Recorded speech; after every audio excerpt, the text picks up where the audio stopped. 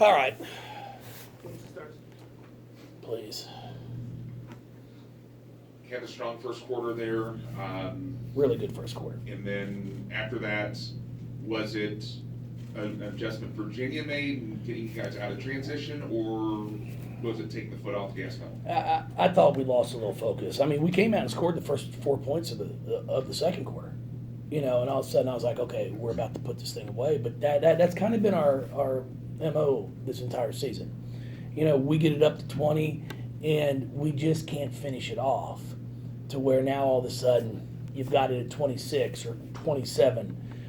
We did do that at Miami, but we were up 20 at North Carolina. We're up 19, and then we're at a point now where every time we have a mental breakdown on defense, we get scored on. I mean, it's pretty impressive. Every single time we have a breakdown, it leads to a bucket.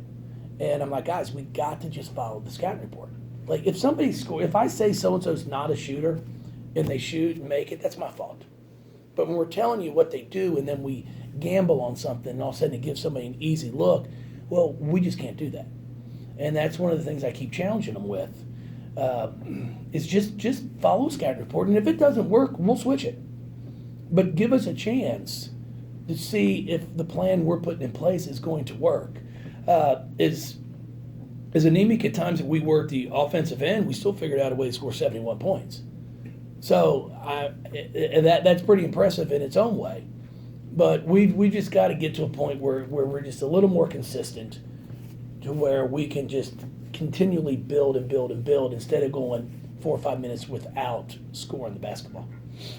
Coach G had a big game for you on the boards for you tonight with 12 rebounds, and she's been doing that over the last couple games. Just talk about what's gotten in there lately as far as that progression. Well, I was really pleased with how she rebounded the ball, and that's something that she's really been focusing on, just to try to get more of an all-around game.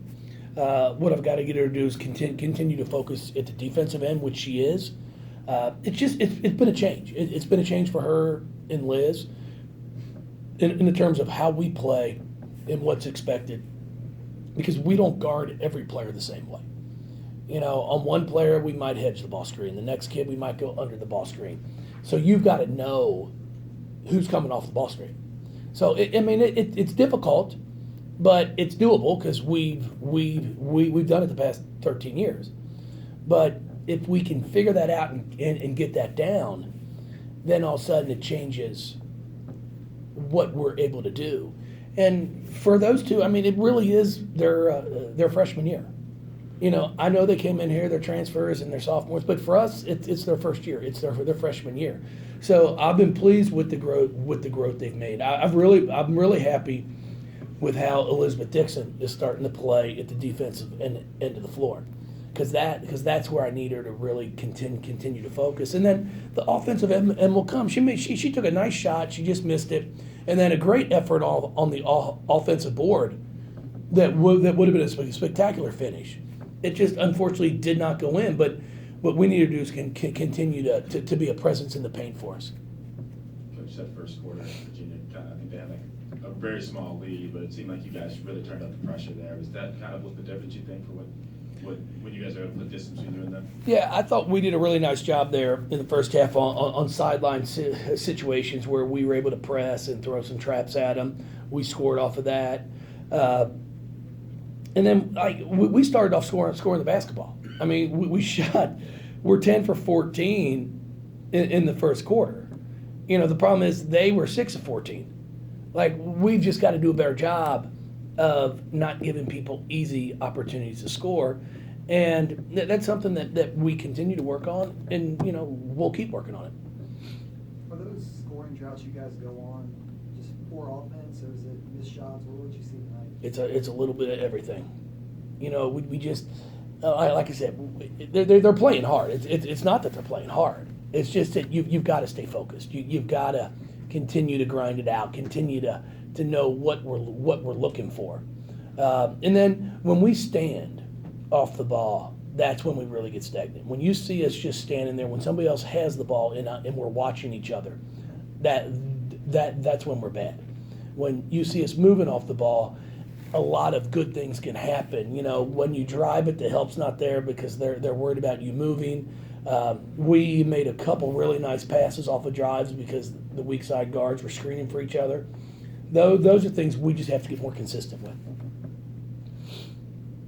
Coach, Jazz, I think, went scoreless in the first half, but lit it up in the second half. Is that a sign of her maturity that she'll have the ability, perhaps in future games where this might happen as well, to kind of turn it on exactly when you need it? Well, she fouled. I mean, you know, she took herself out of the first half because she picked up 2 fouls, and that's one thing that she had not done the past like 9 games. I'd really been proud of her because she had been staying out of foul trouble. When you pick up that first one, you can't get a charge call for your second one. It's just, you got to understand the game. You can't put yourself in that position where it's even a 50-50 call. And that's something I talked with Jazz, and she's great. I mean, they all want to be great basketball players. It's a learning process. And you got to give Virginia credit. They played scout report defense. They backed off of non-shooters, challenged them to shoot, and we've got to be able to step up and knock down 8 to 10 foot jump shots. Coach, it was a little shorter bench tonight. Molly wasn't there. Jess wasn't there. It's the flu bug. Sick, yeah, just sick. Jess was diagnosed with the flu, so when Molly started not feeling good and Romani wasn't feeling good, it's like we just keep them away, quarantine them, so we don't get everybody else sick. So yes, that's what it was. Coach, you know you have the talent to win games like this, but like you said, it's the next step, closing out games like this when you're up 21. Yeah. Like you get back in. Oh, there's no question about that, and we've talked to our kids about that. It's like just when you get it to 21, that's when you got to be dialed in even more to the defensive end. We're not going to hold anybody scoreless, you know, and I understand that. I'm not. The kids make shots, and I'm like, yeah, it's a nice shot, you know, but we just have to make them take the shots we want them to take. How much did Yassine and Mikasa help play in that run there at the end of the first quarter? It seemed like, especially when Yassine came in, it seemed like she brought in that energy that really wasn't there at the beginning of the game. No, she did. I mean, that's the one thing I'll say about Yassine is she plays so hard. She always plays hard at both ends of the floor. So I've just got to continue to work with her on, you know, and I put her in a position where she has to know the 3 and the 4. So especially when we got in some foul trouble, Bianca's got 2, Liz Dixon's got 2, so now all of a sudden she has to move to the 4. You know, her or Jazz, but Jazz had 2 fouls. So that's the tough part about this as a player. It's like it's easier to go from 2 to 3 because it's a wing. But now all of a sudden you're going from 3 to 4, you got to be able to know the wing and the post. And she struggled at times with that, running some plays. So when we get back to practice tomorrow and Saturday, I'll probably just put in, I'll give her 4 or 5 things that she needs to know at the 4. So then she doesn't have to worry about knowing all of them, and then I'll know, hey, here are the 5 things that I'm going to call. But she's really been playing hard. I've really been impressed with how she competes. Jeff, when you're getting 12 rebounds from Elizabeth, how much does that help make it easier for everybody else? And I mean, I always say when the guards rebound, it obviously makes it easier on the bigs. Oh, yeah. I mean, it allows us to push the ball, too. See, when our guard gets a board, we don't need to outlet it to anybody. They can just turn and go. And I really believe that's how we got a few of our transition baskets in the first half. And then we really didn't get much in the second half in terms of transition baskets. Now, Dana comes up with 3 steals tonight, which I was really impressed with how she ended up starting to pressure the ball. And came up with some big ones that kind of gave us some more separation as they closed the gap.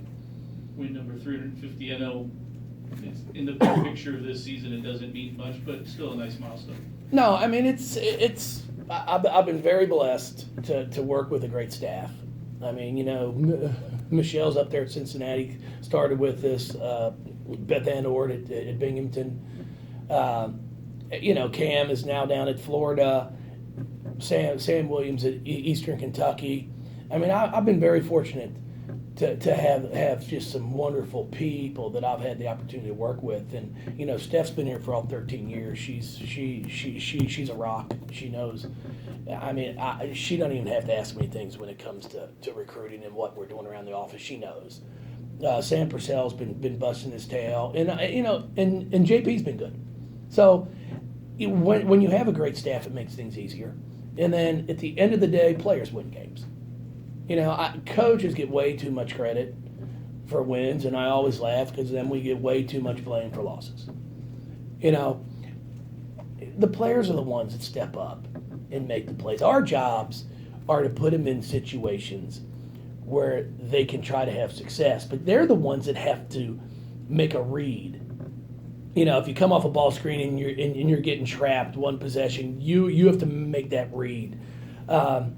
But no, I mean it's been a great run. I mean it's 13 years of I think expectations that are pretty high around here for women's basketball.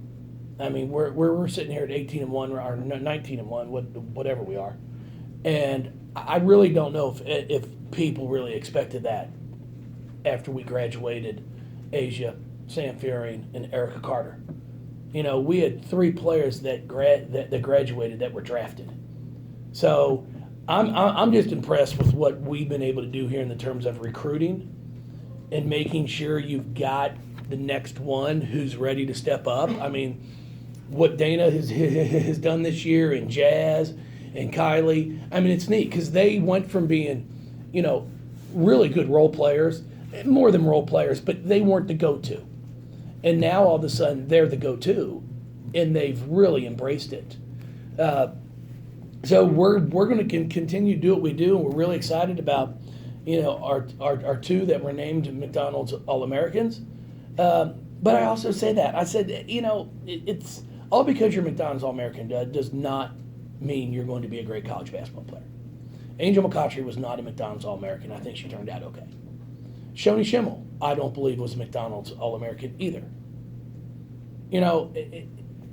It's a wonderful award for these players, but it doesn't mean. It's why I laugh at people when they're like, "You got 6 McDonald's All-Americans." Well, what's it mean? There's a big difference if you get 6 number 1 players in the class. Now all of a sudden you're talking. If we had 6 Asias, it would have been pretty good. But you still have to go out and perform. There's a lot of players that we've had here. Jazz was not a McDonald's All-American. I mean, we've had a lot of players who have had great careers for us. And, we don't just go out and try to recruit, hey, is this player going to be a McDonald's All-American? We go out and recruit kids that we think can come in here and contribute and be a part of our ball club. Because I'll say it again, we not only have really good basketball players, we have great young women. I mean, you can go back a long time, and I think we have done nothing but represent this university, this city, with nothing but class. And it's not always done everywhere, but our women's basketball program has been spectacular. It's because of the players. Forgive my curiosity here. You already talked earlier this week about Norika's situation, but Yep. I noticed her on the bench furiously taking notes. Can you shed some light on what that was? No, I talked to her at halftime. I mean, the one thing I love about the kid is she really wants to learn the game. So she's got her notepad, and she's taking notes as the game is going on. And Kiana is sitting next to her, which has been remarkable because Kiana's helping her during timeouts, like, hey, what's Coach saying? What's he trying to get? And Norika wants to be an Olympian for Japan basketball. That's why she came to the States. She told me her dream is to win a medal in the Olympics with Team Japan. And in order to do that, you're probably going to have to beat Team USA. So her mindset was, what better way to do that than come to the United States and play against Americans? And I was just so impressed with the maturity that she has and the thought process that she has towards that. She wants to learn the game. She wants to really figure out, like she told me coming out of halftime, she's like, I want to learn to think like you. And I told her that's not always good. And I said that, and I said, no, I don't know about it all the time. But it's impressive to me. that a freshman, has that type of maturity to sit there and take notes during a game. Thank y'all for staying out. I know it's late, and I really appreciate it. Sunday, we're 4 o'clock. We are up to 7,200 tickets sold for the USA basketball game. And really trying to get 10,000. I think it's an ESPN game. It'd be great to be able to put a great showing on national TV right before the Super Bowl. And I hope everybody comes out. Now that Lamar's not in it, I'm not. Just another game. Isn't that right? Yeah. It starts at what time? 6:30. Which means it starts at 8. I mean, the coin flip, the national anthem is going to go for about 6 minutes. I mean, when you can bet on something in Vegas in the terms of how long the national anthem is going to last, that's a concern. Yeah. Well, thank you, everybody. Appreciate it. It's true. I'm like, man.